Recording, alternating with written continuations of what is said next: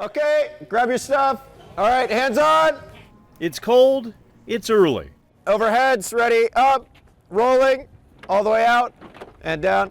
Just another typical morning along the shores of Lake Washington. It's really calm and peaceful. It's just a really great way to clear my mind. All right, walk it off, go for it. Lean away, walk it off.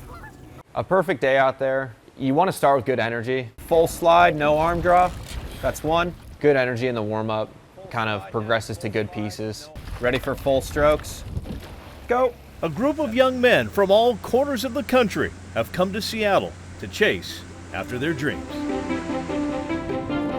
Full slide now, full slide. Still. When all 8 sync up, the boat almost rises out of the water and it just takes off.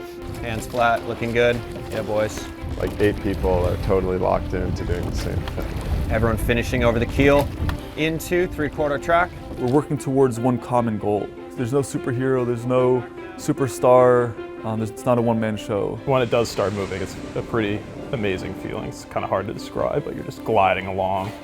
It's pretty awesome. So we're going to start with a little bit of pausing on the first 5K.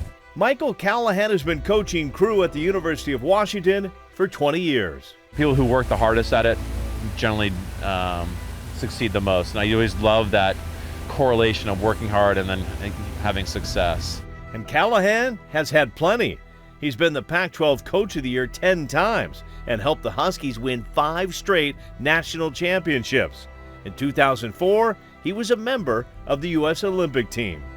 I tell you what, there's nothing like being on a starting line and instead of them naming your high school, your college, or your club that you're going for, they start say, United States of America ready, Great Britain ready, Germany ready. It has a whole different, gives you goosebumps to know that you're representing your country. 20 years later, Callahan is back with the red, white, and blue as the head coach of the men's 8.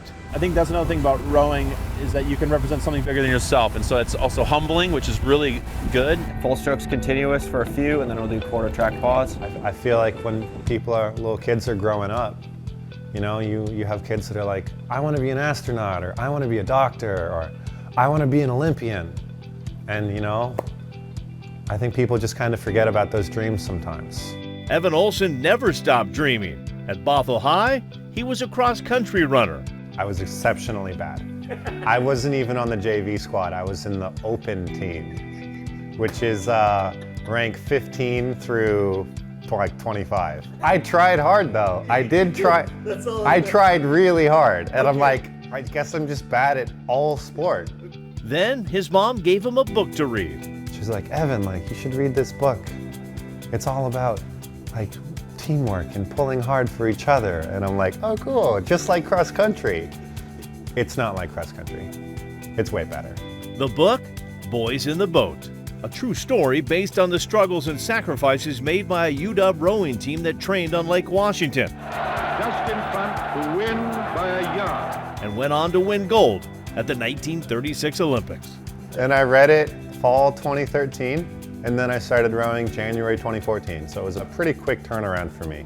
So you're telling me this book is why you're here? The book is exactly why I'm here.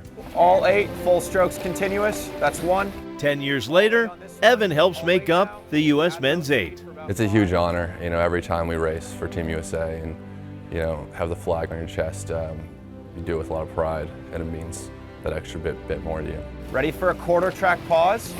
Nearly 90 years after the Boys in the Boat trained on the Montlake Cut, Team USA has returned to the hallowed waters. Yeah, it's special place. Seattle's always been a big home for Olympians. All 8 now, go.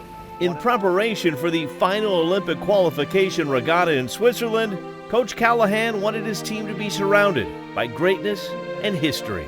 And there have been a couple times where I've been out on the cut thinking about the boys in the boat. 90 years ago, thinking that there was a group of men doing the same thing that we're trying to do, it's really special. A great story of, local heroes, and to be back here, training on the same body of water that they trained to win back in 1936. Some good symmetry there, and we're hopeful to carry on that long legacy.